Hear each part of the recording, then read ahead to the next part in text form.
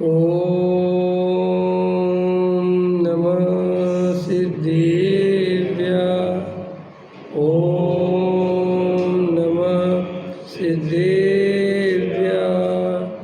ओम नमः सिद्धेभ्यः। निर्मल ज्ञान परिठिया कम कलंक डहेवी। अपाल दौजेण परु ते परम पड़वे। सब कर्म मल का नाश कर हर प्राप्त कर निज जो लीन निर्मल ध्यान में नम कर निकल परमात्मा। संतप्त मानस शांत हो जिनके गुणों के गान में मान जिन विचरे हमारे ध्यान में। योग सार ग्रंथ है, गाथा अपनी 18 चल रही है। घर में रहे जो किंतु या को पहचानते वे शीघ्र पावे मुक्ति पद जो देव को जो। आचार्य कहते हैं मुक्ति का उपाय बाहर में कुछ और नहीं है। मुक्ति का उपाय सिर्फ इतना है कि जीव हे और उपाधि को पहचान ले।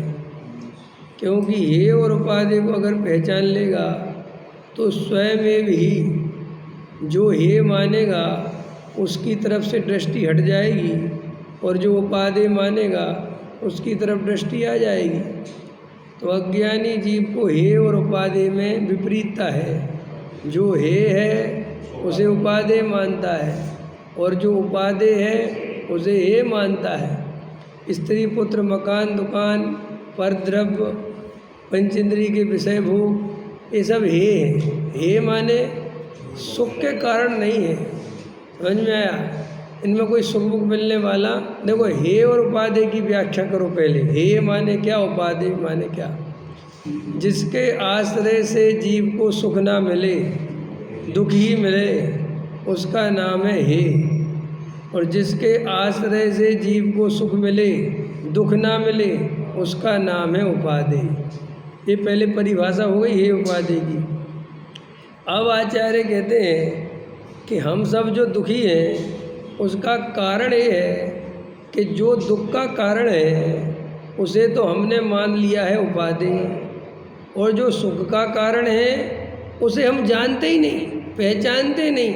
समझ में आया कि नहीं? ये पाए तो बात की बात है, उसे पता ही नहीं क्या है। समझ में आया? अथवा स्वाध्याय आदि के माध्यम से समझा भी दे बता भी दे कि भगवान आत्मा ही उपाधि है तो श्रद्धा नहीं आती, विश्वास नहीं आता। क्यों नहीं आता? क्योंकि आत्मा का परिचय नहीं है।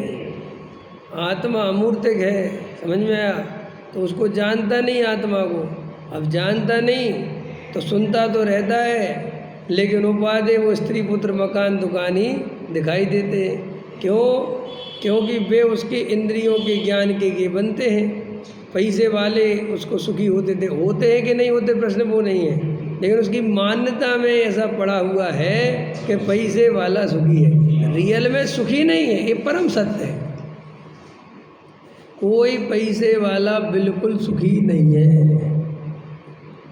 कोई सेठ सुखी तो बस आप क्या दिखता है, कल्पना करते हैं कि साहब सुख होगा। काय का सुख है?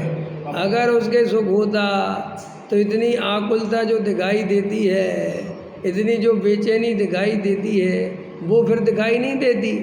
लेकिन बेचारा करोड़पति होकर भी, समझ में आया? देखो बड़े बड़े सेठ होते हैं, करोड़पति होते हैं, तो वे दिन भर आनंद से बैठे रहे ना एसी में, कोई कमी है क्या? लेकिन देखो वे भी कार्यक्रमों में धूप में जल रहे हैं, झंडारोहण कर रहे हैं, विद्वानों को इकट्ठा करने में लगे हैं, मीटिंगें कर रहे हैं, समझ में आया? कार्यक्रमों में पहुंच रहे हैं, धक्के खा रहे हैं, प्लेन की टिकट खरीद रहे हैं, फिर एयरपोर्ट भागे। तो जीव अगर सुखी हो तो भागे क्यों? सिद्ध भगवान सुखी हैं, बताओ कहाँ भाग रहे हैं? बताओ तुम लोग, भाई तुम सुख मानते हो ना, तो सिद्ध भगवान सुखी हैं, कहाँ भागते हैं? कहीं भागते हैं? वो बड़ा आदमी जिसे तुम कहते हो वो सुखी है? जिम में पसीना बहाता है, सुबह पार्क भागता है, पूछो क्यों बाबूजी इतना पैसा है? क्या करें भैया पैसे का, क्या करें? हैं ये शरीर नहीं देख रहे तुम, डायबिटीज हो गई हमें। अरे तुम तो सुखी हो, समझ में आया? तुम तो सुखी हो। अरे भैया सुखी गाय सुबह 5 बजे उठ के उसको बेचारे को भागना पड़ा, सो नहीं सकता वो, अब अरबपति है। ये बड़े अमिताभ बच्चन 87 साल का हो रहा है, 85 साल का, और रोज सुबह 4 बजे उठ के जिम करता है। 3 आदमी जिम कराने वाले लगे बेचारे, समझ में आया? तो बूढ़ा है ना, तो 1 किलो का वजन उठा पाएगा कि 3 किलो का? तो पहले दूसरा उठा के देखता है कि लो पकड़ो, वो करता रहता है बेचारा, और भागता है शूटिंग के लिए। उससे पूछो कि तुम तो सुखी हो ना, महानायक हो, काहेगा? सुखी आदमी भागता नहीं। लिखो परिभाषा, जो सुखी होगा वो भागता नहीं, और जो भागता है वो इस बात की निशानी है कि वो सुखी है ही नहीं। समझ में आया कि नहीं आया? देखो हमारे मुनिराज सुखी हैं, कब बिल्कुल शांत होकर बैठे, कोई राग नहीं, कोई द्वेष नहीं, कहीं जाने की जल्दी नहीं, समझ में? बिल्कुल कोई मीटिंग्स नहीं, कोई प्लानिंग नहीं, कोई विकल्प नहीं। ये आजकल के साधुओं की बात नहीं कर रहे, ये तो नेता बन गए हैं। जो असली साधु होते उनकी बात है, ये नकली साधु तो नेतागिरी में लगे रहते। ये तो इनके टारगेट है, यहाँ भागो, यहाँ भागो, यहाँ भागो, यहाँ भागो, यहाँ का मंदिर, वहाँ का मंदिर, वहाँ की धर्मशाला। ये तो साधु है ही नहीं। जो असली साधु है वो तो बहते हुए पानी की तरह निर्मल है, उसे कोई लक्ष्य नहीं कहाँ बहना है, बस जहाँ हवा चलती, जहाँ चलता बहता चला जाता है। ऐसे ही साधु अपने आनंद में रहता है, ना उसका कोई टारगेट है। थोड़ा देर चला, समय पूरा हो गया, संध्या बेरा हो गई तो वहीं रुक गए, चाहे जंगल हो चाहे कुछ हो, कोई विकल्प नहीं। समझ में आया कि साहब जल्दी जल्दी चलो, उस गांव में पहुंचना है, समझ में आया? वरना फिर आहार कैसे मिलेगा, जल्दी चलो, और वहाँ पता करो जैन है कि नहीं। ये सब विकल्पों में जो उलझे वो काय का साधु। अब आजकल का साधु तो ये पता करता है, पता करो वहाँ की धर्मशाला में एसी है कि नहीं और वो अपने को साधु कहता है। अभी तो साधु के लक्षण भी जानता है, साधु होता क्या है, समझ में आया? अब एक साधु कह रहे कि महाराज वगैरह एसी में बैठे तो कोई दिक्कत नहीं है, महाराज वगैरह पंखा चलाएं तो कोई दिक्कत नहीं है, क्योंकि अब जितना है उतना कर रहे हैं, अब नहीं है शरीर में ताकत, कहाँ तक इतना वो करें भैया, गर्मी इतनी पड़ रही। बिल्कुल सच्ची बात, हम खुद कह रहे हैं। तुम साधु बने काहे को? भाई अपन तो खुद ही ये कह रहे हैं ना, तुम्हारी बात से हम पूर्णतः सहमत हैं कि भैया जब साधु अपन द्रव्य क्षेत्र काल भाव दिख रहा है कि अपन के शरीर में इतनी गर्मी सहने की तकती नहीं है, अपनी उतनी कसाई का भाव नहीं हुआ, तो साधु बने काहे को? प्रश्न ये थोड़ा ही है, नहीं समझे? देखो हमारे देश का जैसे प्रधानमंत्री है और उससे कहोगे देखो भाई तुमने भ्रष्टाचार किए, भ्रष्टाचार किए, भ्रष्टाचार, तो कहे मैंने तो कुछ ज़्यादा नहीं किया, हमसे पहले वाले ने तो बहुत ज़्यादा किया। तो क्या ये बात सोच के इसकी सज़ा कम करी जा सकती है?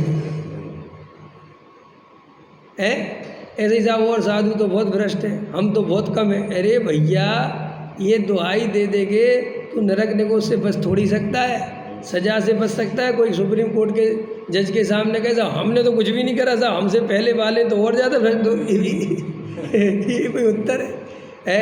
ऐसे ही होता है ना राजनीति में, आजकल यही ट्रेंड है कि जो खुद तो कुछ कर नहीं पा रहे और हर काम के लिए नेहरू को जिम्मेदार ठहरा दो, पुराने नेताओं को जिम्मेदार ठहरा, बोले हमारी कोई गलती नहीं, वो सब पुराने। तो भैया तुम बैठे काहे को, जब तुम कुछ कर ही नहीं सकते, जब आज तक वो देश उन्हीं के कारण चला रहा है, तो तुम यहाँ बैठे हो, तुम निकलो यहाँ से। क्योंकि जो अपनी जिम्मेदारी दूसरे पे डाल दे वो नेता बनने लायक नहीं है। जो साधु अपनी कसायों को, अपने समझ लो चरिया को ये बात कह के शिथिलाचार का पोषण करे कि साहब वो हम शरीर हमारा कमज़ोर है और गर्मी बहुत पड़ रही है, हम पे वो इतनी गर्मी सही नहीं जाती, इसलिए हम एसी पंखा चलाते हैं, तो वो साधु बनने लायक नहीं। तुम साधु बने काहे को? ये तो भैया आज तो गर्मी नहीं पड़ गई, ऐसा तो नहीं होगा कि 10-20 सालों में दुनिया पलट गई। भाई तुम्हें तो ये पहले ही पता था ना कि भाई हमारे बस की है नहीं इतना। तो ऐसे ही आचार्य भगवंत कहते हैं तू देख भाई अपनी मनमानी जो करना है करता रहे, समझ में आया, लेकिन वस्तु स्वरूप में वास्तव में तेरी जो अंदर में ये स्थिति बड़ी पड़ी हुई है, इससे तेरा भला होने वाला नहीं है, तुझे दुखी मिलने वाला है। क्योंकि सुख का लक्षण आकुलता नहीं होना चाहिए, समझ में आया, निराकुलता होनी चाहिए। तो अपन को जो आदमी सुखी दिखता हो अपनी मान्यता में, तो उसको ध्यान से देखो कि शांति से बैठता है कि नहीं। वो करोड़पति है, अरबपति है, खरबपति है, इससे कोई फर्क नहीं पड़ता, ये सब बेकार की बात है। ये देखो कि उसके चित्त में शांति है कि नहीं। वो मानाधिक के लिए तो नहीं मरा जा रहा।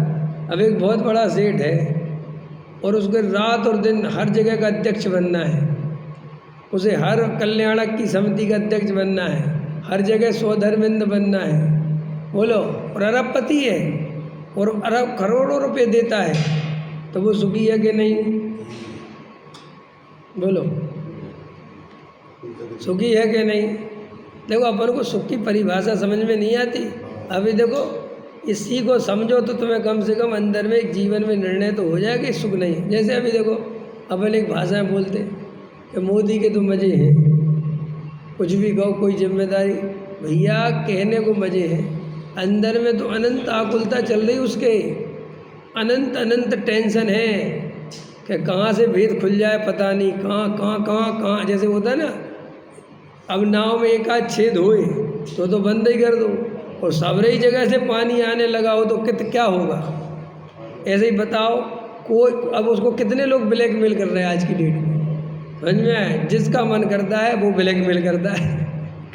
कल तो पाकिस्तान ने ब्लैकमेल कर दिया, समझ में आया कि नहीं आया? बोले चलो हम तुम्हारे मोदी जी की सीडी भिजवा सकते हैं, कहो तो भिजवाए, अमेरिका से ला के दे सकता हूँ मैं। अब मुझे बताओ, अब कितनी अनंत आकुलता, मान के चलो वास्तव ऐसा कुछ हो तो कितनी आकुलता होगी।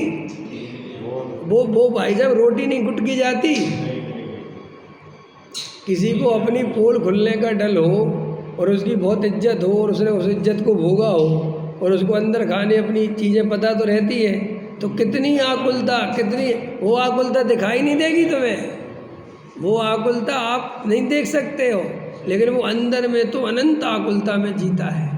इसलिए आचार्य कहते हैं तू जिसे उपादेय समझता है उसको ध्यान से देख, वे सब हे है। ये माने जिनसे सुख नहीं मिलता, समझ में आया? तो ये रुपया, पैसा, मकान, दुकान, स्त्री, पुत्र, कुटुंब, परिवार, इनके बढ़ने से, इनके वृद्धि करने से, करोड़पति बनने से मैं सुखी हो जाऊंगा, ये मान्यता मिथ्यात्व है। इतनी सी बात नहीं है, मान्यता मिथ्यात्व है। अगर ये मान्यता मिथ्यात्व होती, समझ में आया, और इसकी सजा कुछ नहीं होती तो अभी मैं कहता बनी रहे, कुछ नहीं जाता। समझ में? लेकिन इसकी सजा क्या है जैन साहब? निगोद। ये और खतरनाक मामला है, मतलब सिस्टम है, ये गेम है, गेम। आप समझ गए ना? गेम ऐसा नहीं है, ये गेम ऐसा है कि जैसे कोई आदमी बड़ी मुश्किल से स्कोर कर रहा है और 5000 का स्कोर कर पाया बड़ी मुश्किल से, और सामने वाले का रिकॉर्ड है 5500 का, और जे पहुंच गया 5498 पे। कितने पॉइंट रह गए? और इतने में गेम से बाहर हो गया, माने वो टक्कर हो गई जो हो गया। तो कहाँ पहुंचा वापस? कि साहब 498 तक पहुंच गया था, इसके आगे चलाओ, बस फिल्म यहीं ख़त्म होती। अब फिर चलो, वो कह रहा मैं 498 तक कैसे पहुंचा था वो मैं ही जानता हूँ कि बेटा ऐसा ही है। ऐसे ही निगोदिया जीव ये मनुष्य पर्याय संगी पंचेंद्री तक होने में कितने पापड़ बेलने पड़ते हैं, कितनी दुविधाएं पार करनी पड़ती हैं, तब जाके हम ये मनुष्य संगी पंचेंद्री हो पाए हैं।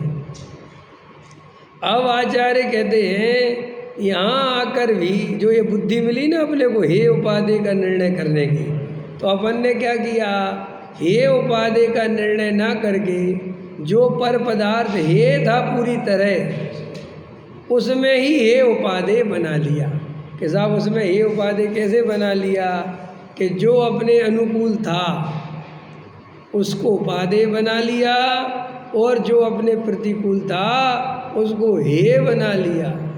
तो पर पदार्थ में ही राग और पर पदार्थ में ही द्वेष ये हमने चालू कर दिया। अब सुनो, कर तो दिया। अब प्रकृति क्या कह रही थी कि तुझे मौका मिला था इस संसार से छूटने का, और हम काय में उलझ के रह गए, पर द्रव्य में ही ये उपाधि राग द्वेष करके बैठ गए और वो मिथ्यात्व का त्याग नहीं कर पाए। तो देखो इसकी सजा क्या है, वापस निगोद चली जाएगी। अब बोलो, अब तुम्हें कितने पैसा मकान दुकान जोड़ने हैं, अब बताओ। क्यों, बोलो भाई साहब, क्या नाम आपका है? चंद्र प्रकाश जी। बोलो, क्या क्या करना? अरे भाई, अंदर से कम निर्णय तो करो कि जब ये संसार महादुखरूप है, यहाँ कोई रहने वाला नहीं है। बड़े बड़े सेठ हमने पसीने बहाते देखे हैं, बेचारे झंडा रोहण के लिए धूप में खड़े हैं।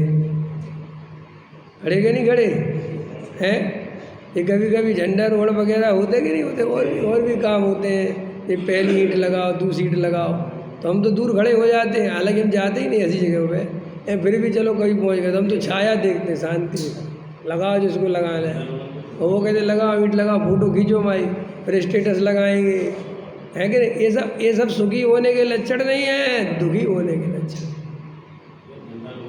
लोग नेताओं के साथ फ़ोटो खिंचवाते ना, सुनो, नेताओं के साथ फ़ोटो खिंचवा लेते ना, किसी मुख्यमंत्री के साथ खिंचवा ली और कोई भी, तो उसकी फ़ोटो लगा देंगे स्टेटस पे या फेसबुक पे डाल देंगे, या और क्या होता है ट्विटर है उस पर डाल देंगे, इंस्टाग्राम पे डाल देंगे, समझा?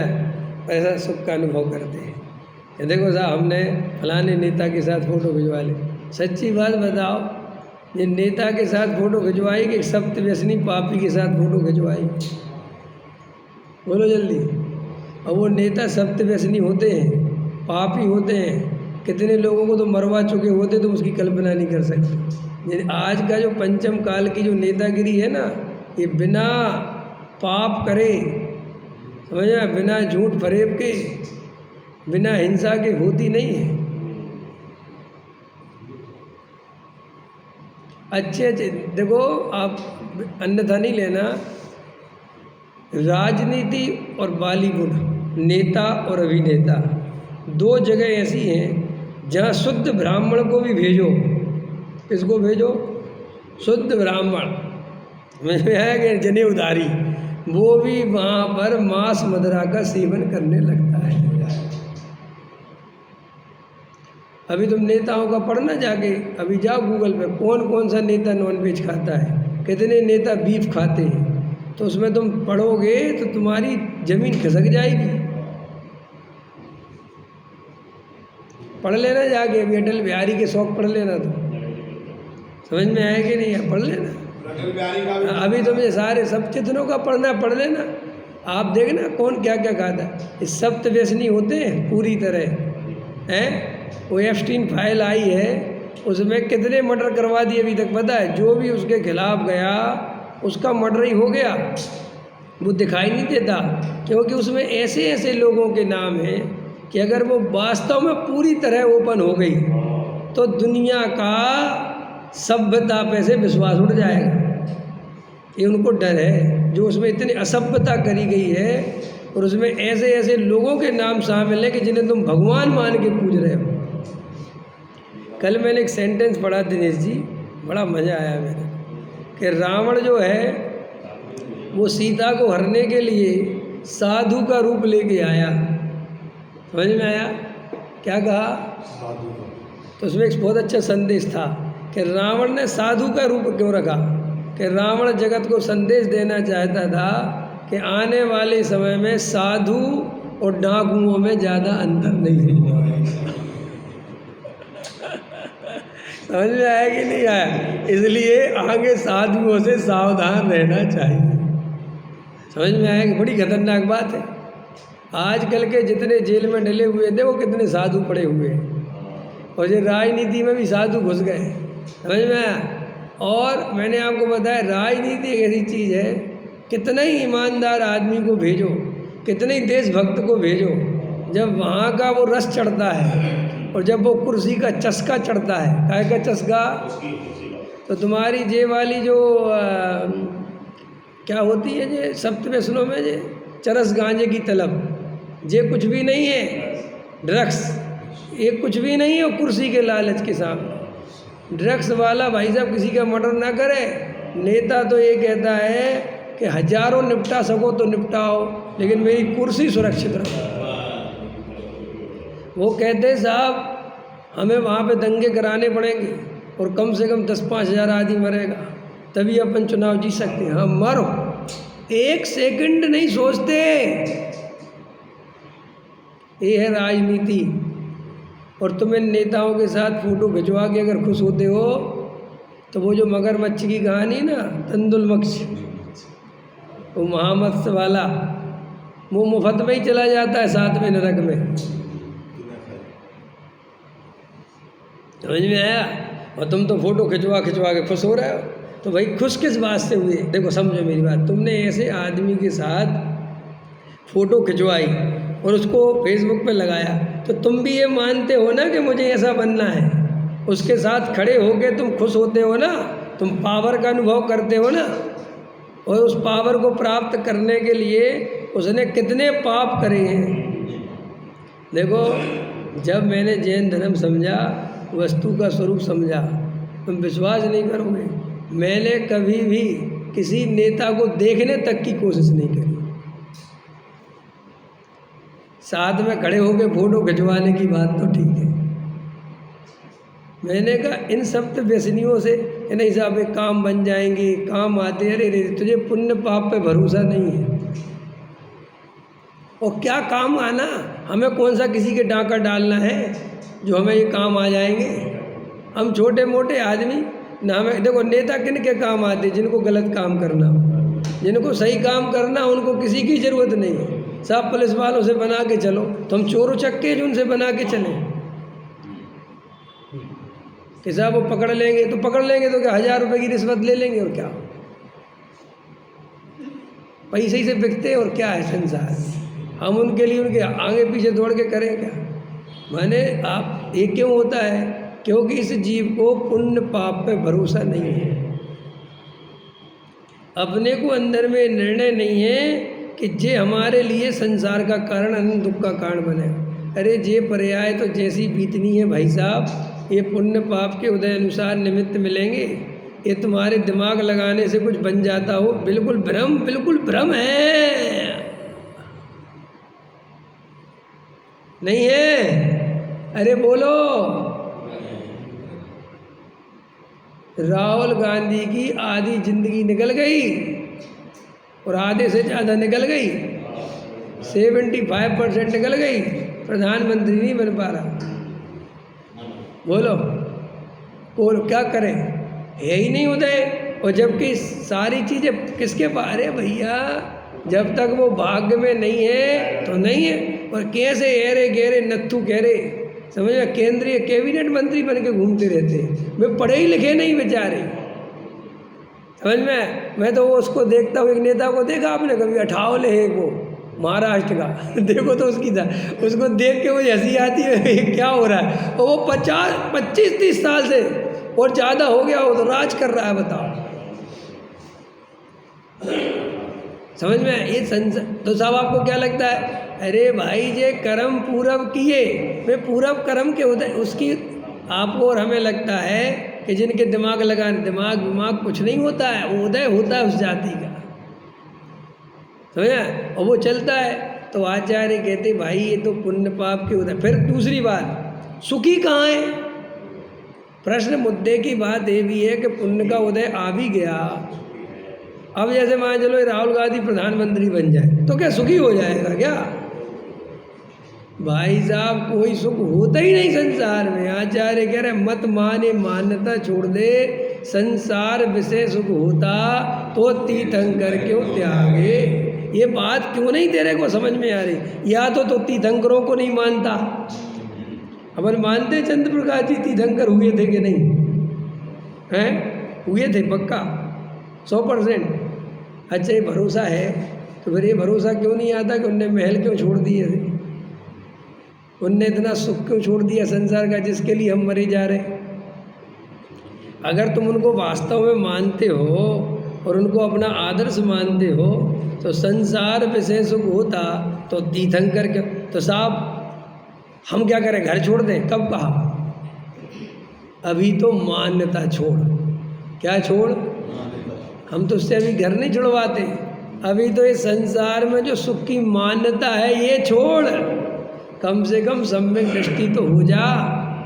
तुझे हम मुनि बनने की बाद में बात कहेंगे, पहले आचार्य कहते सम्यक दृष्टि तो हो, कम से कम सही श्रद्धा तो कर ले। तो सही श्रद्धा क्या है?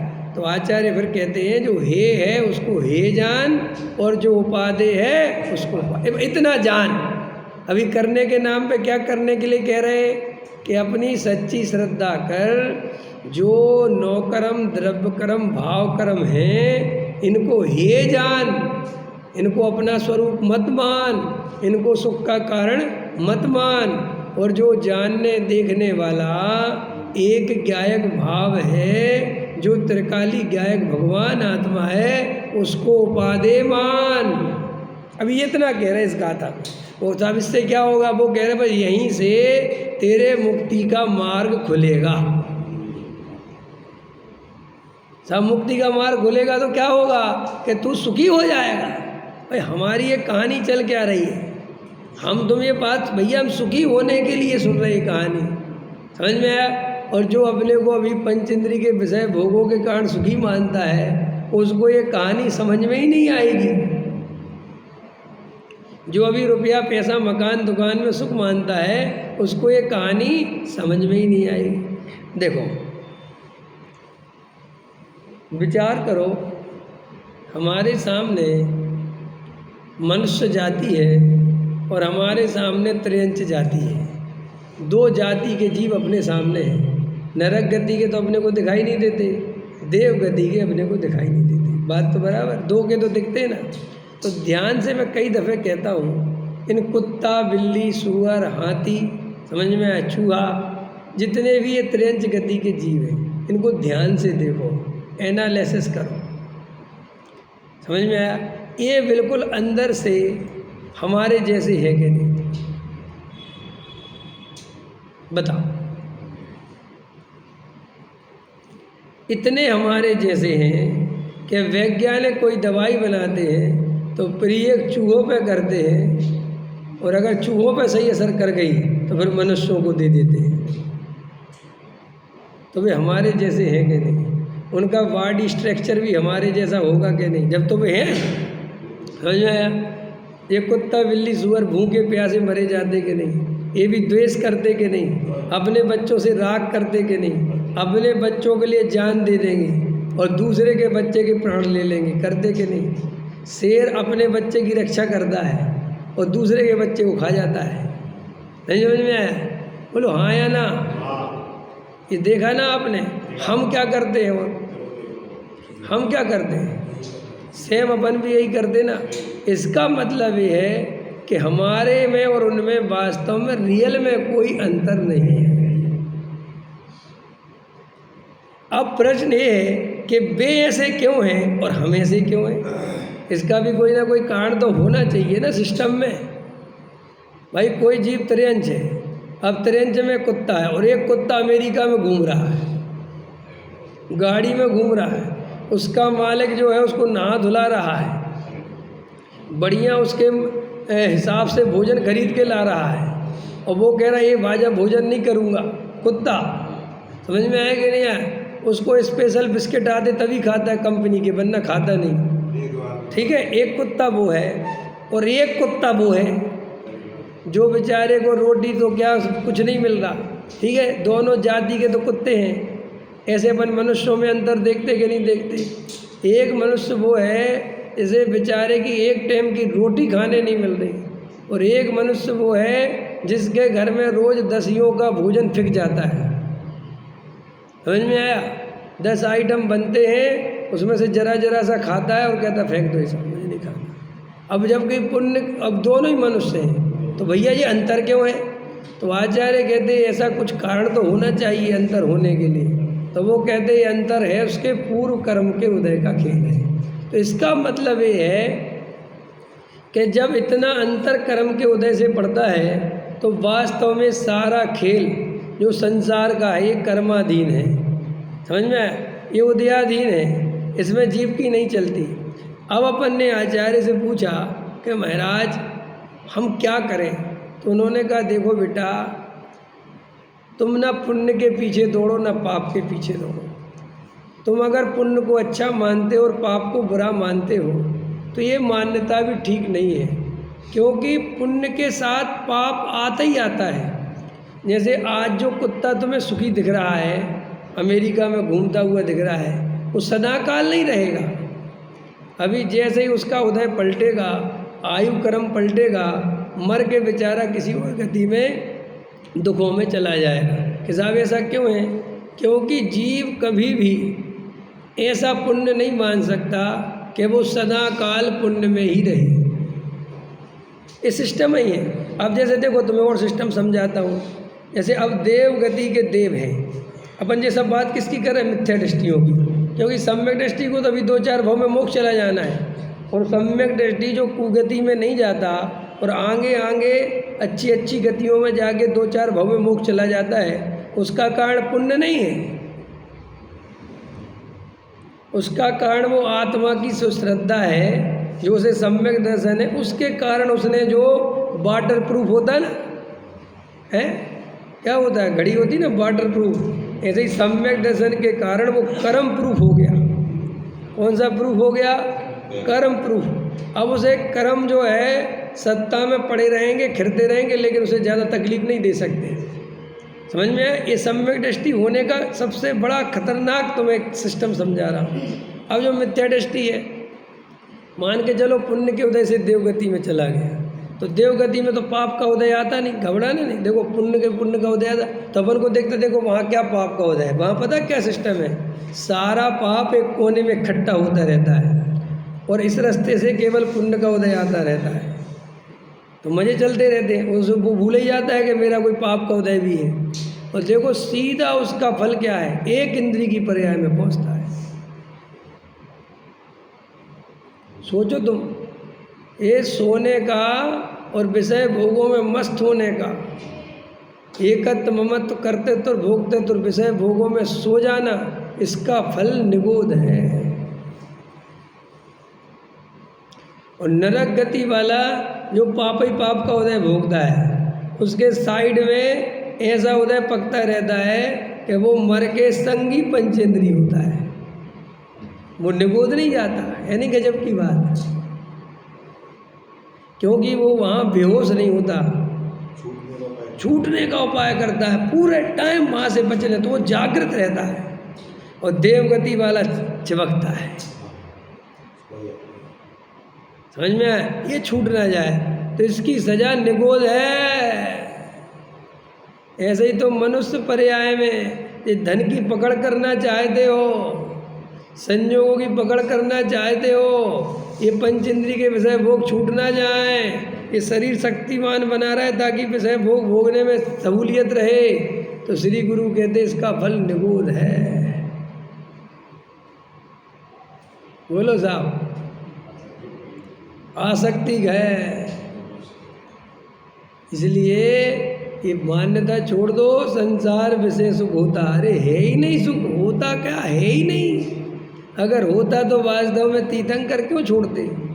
अरे भाई, तो साहब हम क्या करें? हमारी तो शक्ति नहीं है छोड़ने की। छुड़ाने की शक्ति नहीं है, लेकिन ये छोड़ने लायक हैं। इनमें सुख नहीं है। ये श्रद्धा तो कर सकते हो भाई, अभी तो यहाँ श्रद्धा करने की बात चल रही है। तो कई मूर्ख अज्ञानी जीव ऐसे समझते हैं सब वो श्रद्धा, क्या श्रद्धा जब तक छोड़े नहीं।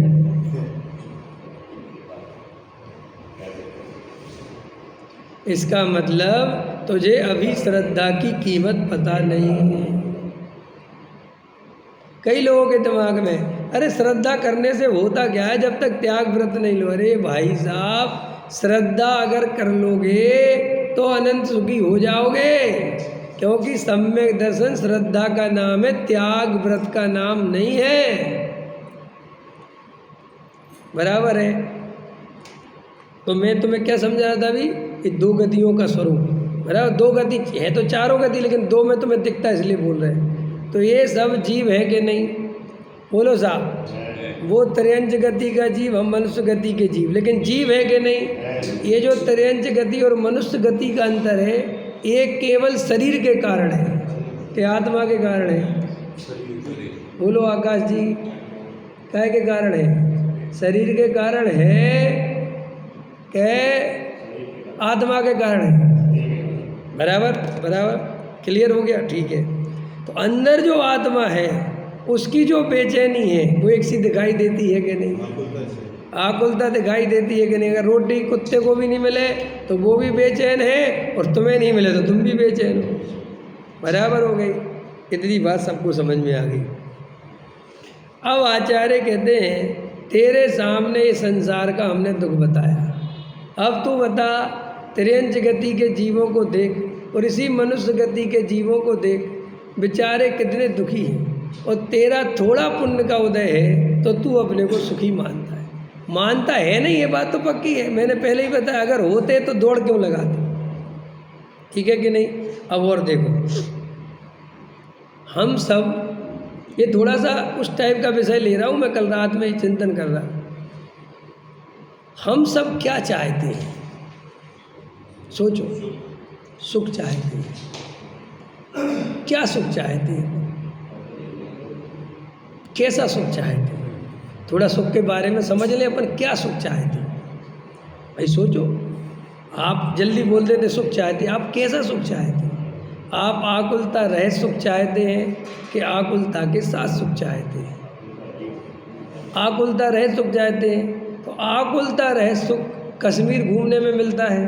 देखो भाई, देखो भाई, आपने नक्की करा ना कि हम आकुलता रहित सुख चाहते हैं, तो आपको कश्मीर घूमने की इच्छा हुई, ठीक है। यहाँ से कोई आदमी कश्मीर जाएगा तो सुखी होने के लिए जाएगा कि दुखी होने के लिए जाएगा? बराबर। और आपने सुख की परिभाषा क्या बताई कि आकुलता रहित सुख चाहिए। अब आपको ये विकल्प आया कि मुझे कश्मीर में सुख मिलेगा, बराबर। अब यहीं से अनंत आकुलता चालू हो गई, और काय के लिए? सुख के लिए। चालू क्या हुई? आकुलता। कि सबसे पहले भैया एक काम करो, कश्मीर के बारे में पता करो, कोई आतंकवादी तो नहीं आ रहे? नहीं, अब तो सही है सब सिस्टम, जा सकते हो, ठीक है। भैया टिकट मिलेगी कि नहीं? कि हाँ टिकट तो यार वेटिंग की है, अगर 2000 की टिकट है वैसे तो, बाकी तुम्हें ब्लैक में 5000 की मिल जाएगी। 5000 की तो यार बहुत महंगी है। अब भाई साहब कश्मीर देखना हो तो भाई 5000 खर्च करो, ठीक है भाई साहब। तो वहाँ से तो कहीं दुख चल रहा है बेचारे के, क्योंकि देना तो नहीं चाहता 2000, और देने पड़ रहे कितने? 5000। और वे 5000 भी कैसे जोड़े उसने? समझ में आया? कितनी मेहनत से पैसा कमाया करा, अब वो 5000 दे रहा है, चलो दे दिए। अब यहाँ से गाड़ी पकड़ी, अब गाड़ी पहाड़ों में से गुजर रही है, इतने में खबर आ गई 2 गाड़ी आगे पलट गई साहब, ड्राइवर ने सही नहीं चलाई।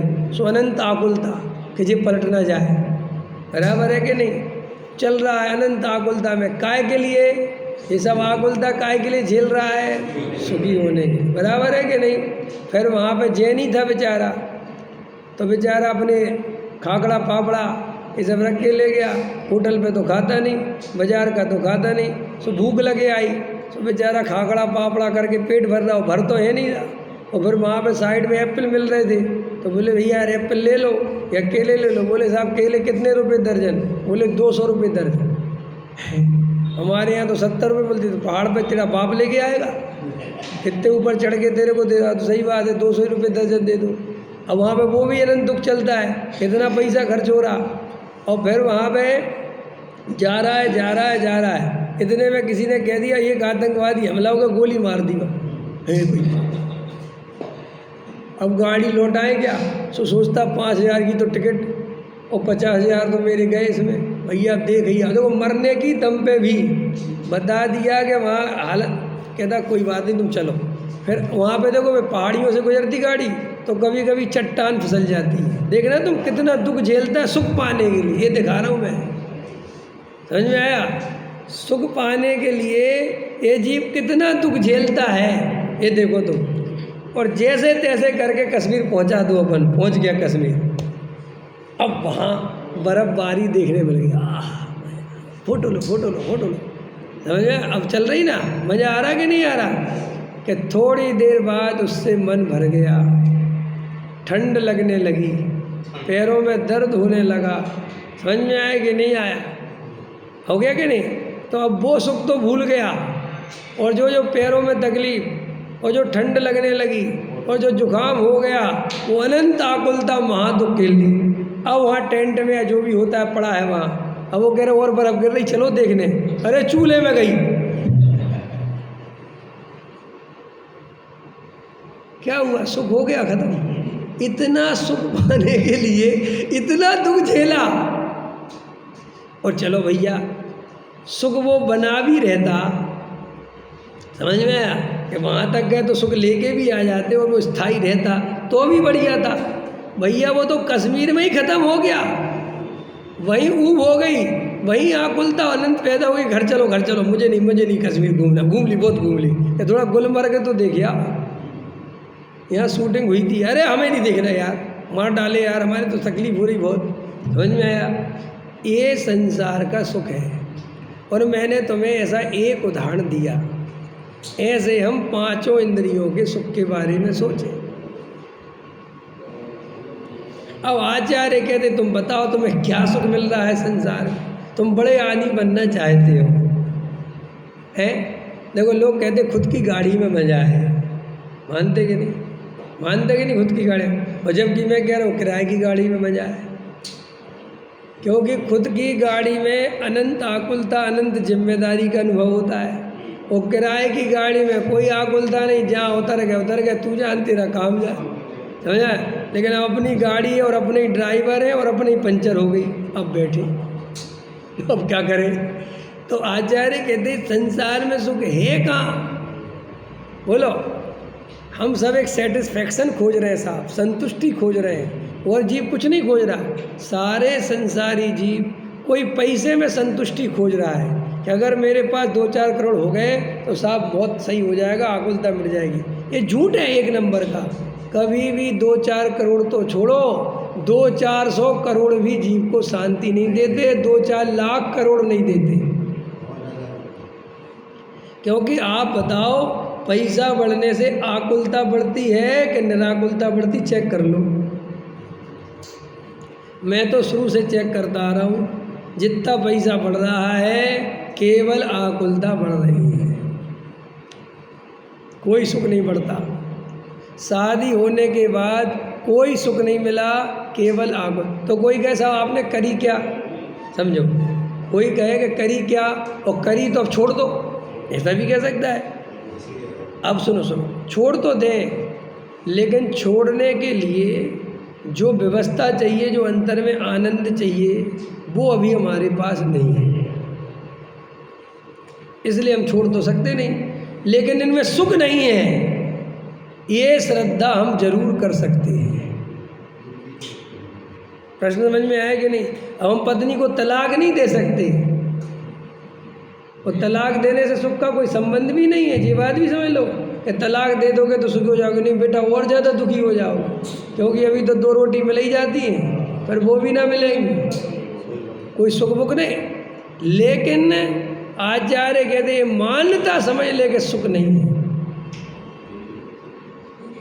आज की पीढ़ी ये बात नहीं समझ रही, स्वाध्याय में नहीं बैठ रही। आजकल के युवा शादी हुई साल 2 साल में तलाक दे देते हैं। तो तलाक देने से सुखी हो जाओ? कौन मूर्ख ने कहा तुमसे? अगर और दुखी ना हो जाओ तो बताना, समझ में आया? क्योंकि वो उपाय नहीं है, समझ में आया? कोई दम थोड़े ही है। देखो आचार्य कहते कि भाई वस्तु का स्वरूप समझो, नहीं कि साहब जिनकी ज़्यादा पत्नी खराब मिल गई हो, भाई साहब हमारे डॉक्टर साहब कहते थे जिनको ज़्यादा पत्नी खराब मिल गई हो, अगर वे धर्म समझे तो ऐसी पत्नी सौभाग्य से मिलती है। क्यों? क्योंकि उसमें आसक्ति नहीं होती, राग नहीं बढ़ता, एकत्व नहीं होता, और उसकी शकल देखो तो नित्य वैराग्य दायिनी। गोपाल दास जी बरैया थे ना, सबको पत्नी पता है ना उनकी, है? ये झूठ नहीं है। अभी तो मैं बरैया जी के परिवार से मिलके आया था, समझ में? हाँ, यहीं रहते मुरैना तरफ, यहीं के तो थे मैं बरैया जी। उनके परिवार का कोई आया, 4वीं-5वीं पीढ़ी का था, तो मैंने उससे पूछा, मैंने कहा यार तुम बरैया जी की फैमिली के हो, एक बात बताओ, ये बात सत्य है कि झूठ ये पत्नी की? तो बोला भैया 100% सत्य है। समझ में आया कि ऐसी पत्नी थी, हुक्का भरते थे अपनी पत्नी का, और वो इतने बड़े पंडित विद्वान। सोचो, तुम्हें तो हुक्का नहीं भरना पड़ता रमेश जी, जो हुक्का भरे। और सुनो, ऐसे प्रवचन कर रहे, एक बार की घटना, वो भाई साहब हुक्का भरना भूल गए, समझ में आया? वो बीच प्रवचन में आके खड़ी हो गई तिल मिला के। तो पंडित जी ने अपने श्रोताओं से कहा अभी यारों 5 मिनट बैठो, वो गए और उसका हुक्का भरा और आ गए, समझ में आया? तो सब बेचारे पंडित जी की तरफ देखे कि बताओ पंडित जी की तो ज़िंदगी कितनी नस्वा खराब है। पंडित जी ने कहा सबसे बढ़िया आनंदमय है, समझ में आया? कि कैसे? कि भाई साहब घर में वैराग्य के अलावा कोई भाव ही नहीं आता। लोगों को तो 12 भावना पढ़ के वैराग्य लाना पड़ता है, यहाँ तो वैराग्य ही वैराग्य है, नित्य वैराग्य दायिनी, नित्य वैराग्य को बढ़ाने वाली ऐसी मेरी सुंदर पत्नी क्यों है? अरे जो अपने को भोगों में ले जाए, जो अपने को रंग राग में ले जाए, संसार भले ही ऐसी पत्नी को कहे कि तेरा बहुत बढ़िया है, लेकिन आचार्य कहते बेचारा इसके बदले अनंत दुख में जाएगा। हाँ रमेश जी, लेकिन अगर ये मान्यता पड़ी रही इसकी जगह कोई और मिलती तो मज़ा आ जाता, तो भी अनंत दुख में जाने वाले। अभिप्राय में तो यही पड़ा है, इसकी जगह दूसरी होती तो वो तो मिथ्यात्व चला ही रहा है। लेकिन नित्य वैराग्य दायिनी का मतलब है अहो यही संसार का स्वरूप है, कोई किसी को सुख दे ही नहीं सकता। अच्छा हुआ संसार का निर्णय इसी से होता है कि कहीं कोई सुख, ऐसी धारा चाहिए अंदर में, ऐसा निर्णय चाहिए। तो देखो क्या कह रहा था मैं, अपन सब सेटिस्फैक्शन खोज रहे हैं, संतुष्टि खोज रहे हैं। अब कोई सोच रहा है कि पैसा बहुत हो जाए तो संतुष्टि हो जाए, होती है? नहीं होती। देख लो, बात उसकी है ही नहीं कि शास्त्र की बात है। आप अंदर देखो, कोई सोचता है शरीर अच्छा रहे तो सुख हो जाए, खूब सजने संवरने का प्रयत्न, खूब बालों को उड़ ना जाए, खूब प्रयत्न करता है। वास्तव में उससे सेटिस्फैक्शन कर पाया कोई? ये संतुष्टि मिल पाई शरीर से? कितने ही खोजो भैया, आचार्यों ने इसे मेढक को तोलने के समान बताया। समझ में आया कि जैसे मेढकों को तोलना संभव है, ऐसे इन पंच इंद्रिय के विषय भोगों से सुखी होने की कल्पना करना है। फिर कोई आदमी सोचता है मान आदि अगर मिल जाए, थोड़ी प्रतिष्ठा मिल जाए, ख्याति, देश विदेश ख्याति प्राप्त, क्यों साहब मज़ा आ जाए। डिग्री लग जाती ना पंडितों के आगे, देश विदेश ख्याति प्राप्त, थोड़ा मज़ा आ जाता क्यों है? तो आचार्य कहते बिल्कुल गलत है, संतोष नहीं मिलेगा, अनंत दुख मिलेगा। नेताओं के साथ फोटो खिंचवा के सोच रहा है कि मज़ा आ जाएगा, मुफ्त में उसकी कहानी तो सुनाई थी। ऐसे पंच इंद्रिय का लगा लेना। अब आचार्य कहते हैं अगर तू ये सब दुनिया से कंपैरिजन हटा दे, तुलना करना छोड़ दे, लोगों को देखना छोड़ दे। जैसे कोई आदमी, बड़ा आदमी है, उसकी फ़ोटो फेसबुक पर डली और तुम्हारा और उसका अंदर में भेद ज्ञान रहे कि मैं और ये अन्य अन्य द्रव्य है, इससे मुझे क्या लेना देना। और दूसरी बात, ये जो फोटो लगा रहा है ये कोई सुखी होने का लक्षण नहीं है। सुखी होने का लक्षण तो वीतरागता है, क्योंकि जो ये दिख रहा है इसके तो अनंत आकुलता चल रही। ये निर्णय रहना चाहिए और किसी से अपनी तुलना नहीं करनी चाहिए, कभी करनी नहीं चाहिए। हर द्रव्य स्वतंत्र है और संसार में सुख है नहीं। अब मैंने तुम्हें कश्मीर की कहानी सुनाई कि नहीं सुनाई? कश्मीर में क्या सुख मिला? अब उसकी जगह दूसरे आदमी की कहानी सुनो। दो मित्र है ना, एक को कश्मीर में दुख सुख दिख रहा और एक को अपने स्वाध्याय में और अपनी आत्मा में और भेद ज्ञान में सुख दिख रहा। क्या है में सुख दिख रहा?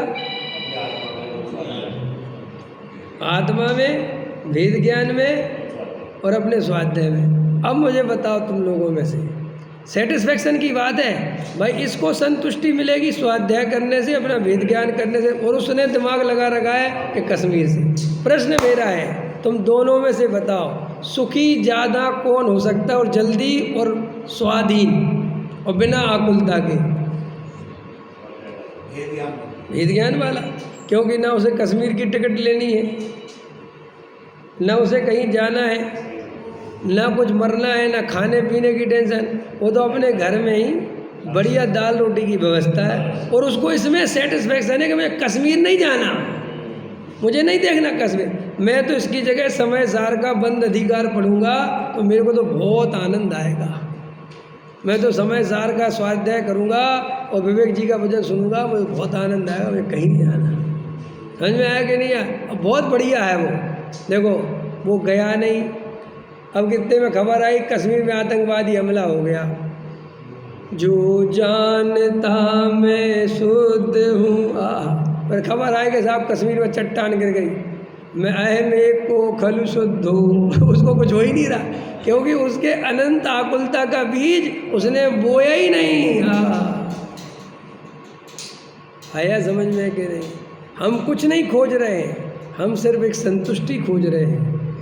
और अगर वो तुमने पर में खोजी तो अनंत आकुलता मिलेगी, और स्वयं में खोजी तो अनंत सुख मिलेगा। और सुनो, रहोगे पर मतलब कुछ होता नहीं, कश्मीर वाला भी 2 दिन में लौट फिर के यहीं बैठेगा, होना जाना कुछ नहीं है। और तुम्हें लग रहा है कि यार तुम्हारे तो मजे हैं, तुम कश्मीर में घूम के आए, अब वो भी कहता हाँ मजे आ गए, लेकिन उसने कितनी आकुलता झेली है, तुम्हें वो कल्पना ही नहीं है। अब आदमी यहाँ से कहीं जाता है घूमने, तो वो जो रास्ते में आकुलता झेलता है उसकी फ़ोटो कोई नहीं डालता, और जहाँ के वो गंगा जी में पहुँच गया और वहाँ पे जो ऐसा सब पानी उलझाया उसकी फ़ोटो डालता है, तो लोग सोचते हैं कितने मज़े कर रहे हैं। लेकिन वो पानी उलझाने के लिए जो अनंत आकुलता झेली है, समझ में आया? और सीधी बात है, घूमने फिरने में अनंत जीवों की हिंसा तो होती है, वो पाप तो अलग है, प्रार्थना तो है ही। समझ में आया कि नहीं? और धर्म छूटता है अलग, संयम टूटता है अलग, क्योंकि खान पान की व्यवस्था बिगड़ जाती है। देखो मुझे कई मिल जाते हैं जो खाकरा पापरा लेके विदेश घूमने जाते हैं। मैं उनसे कहता हूँ कि तुम मुझे घूमने का इतना रस रखते हो, इसमें तुम्हें पाप समझ में नहीं आता। ये जो गेयों को देखने की इतनी इच्छा पड़ी हुई है और वहाँ नॉन वेज वालों के बीच में बैठ के खाकड़ा पापड़ा खाना पड़ रहा है, ये तुम्हें पाप नहीं लगता? तुम्हें बस ये लगता है कि मेरा नियम तो निभ गया जी, मैंने विदेश में भी जाके खाकड़ा पापड़ा खाया। अरे भाई तू गया क्यों? ऐसा गेयों को देखने की क्या इच्छा रखनी कि तेरा धर्म संकट में आ जाए? आया समझ में कि नहीं? क्या पकड़ में आया कि नहीं? वो गेयों को देखने की इच्छा उसे दुख देती नहीं, उसे पाप समझता ही नहीं। बस वो अनछना पानी पी ले तो बड़ा पाप समझता है। लेकिन जो गेयों को देखने की जो इच्छा है और जो अनंत आकुलता पैदा कर रही है, और इतना स्वाध्याय करने के बाद, इतनी आत्मा की बात समझने के बाद उन देशों में जाना जो मलेच्छों के हैं। जी आप क्या समझते हो? जो मलेशिया, जो इंडोनेशिया, ये सब मलेच्छों के देश हैं। वहाँ पर कुछ नहीं मिलता नॉन वेज के अलावा। क्यों? लेकिन साहब हमें मलेशिया की बड़ी बिल्डिंग देखनी है,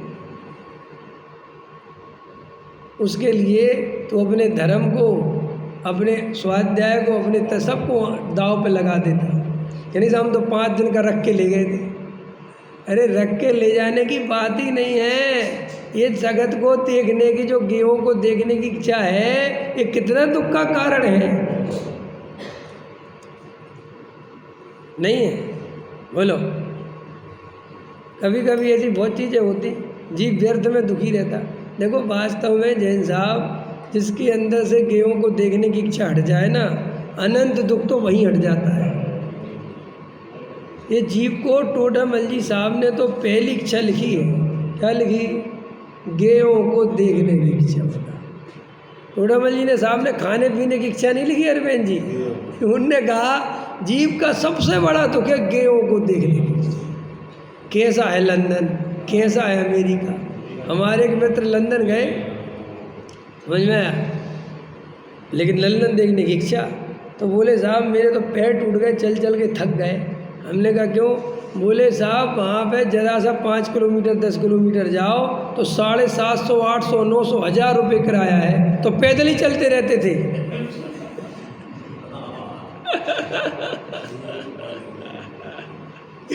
क्या दशा है जी। हमारा साड़ू गया था ना वहाँ 2-3 दिन, वो कोई काम से गया, तो बता रहा कि भैया इतना चला हूँ। मैंने क्यों?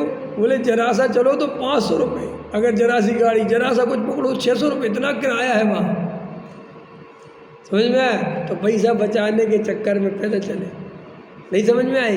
पैसा भी बचाना, देखो लोभ, पैसा बचाने का लोभ और गे को देखने का लोभ। नहीं, क्या बोला?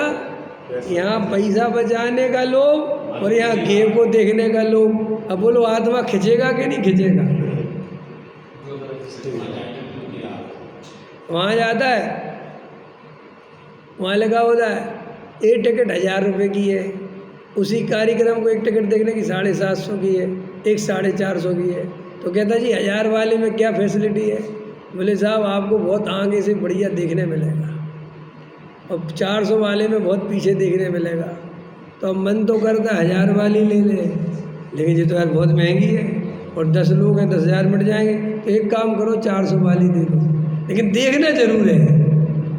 आया जो आचार्य कह रहे देखो कैसा कैसा अंदर ही अंदर, जैसे किसी को आग में डाल दो ना तो जलता है, तो ऐसे ही कसायों में जलता है जी। एक एक कसा है, और उसको धर धर के जलाती है।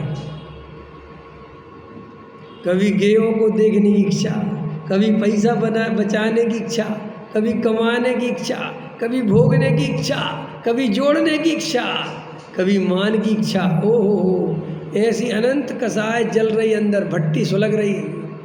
कभी किसी भट्टी में सिर देता है, कभी किसी भट्टी में सिर देता है, कभी किसी भट्टी में सिर देता है, जलता रहता है। एक भट्टी से निकलता जल गए तो दूसरी भट्टी में दे लेता है। नहीं समझ आया? कितनी भट्टी जल रही? 4 भट्टी जल रही, क्रोध, मान, माया, लोभ। फिर ये तो मैंने इनके अभी मूल भेद कितने? क्रोध, लोभ कितने तरह का? अब लोभ के भेद करो, पैसा कमाने का लोभ, मान कमाने का लोभ, समझ में, गेयों को देखने का लोभ। अब अंदर में एक तो बड़ी भट्टी हो गई, पर बड़ी भट्टी के अंदर छोटी छोटी भट्टी।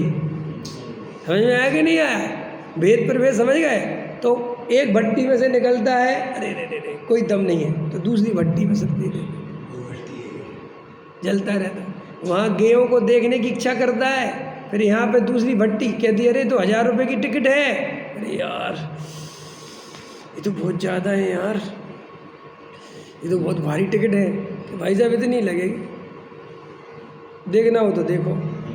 सो मन कचोट के ऑनलाइन लोगे कि कैश लोगे? हिसाब ऑनलाइन नहीं लेंगे, कैसे ही लेंगे? कैश निकालता है, देता है, फिर घर वालों पर चिड़चिड़ाता है, तुम लोग जीने नहीं दोगे, 10,000 खर्च करना है। फिर अंदर जाके फिर वो भूल जाता है उस भट्टी में जल के आया, फिर उस भट्टी में जलने लगता है।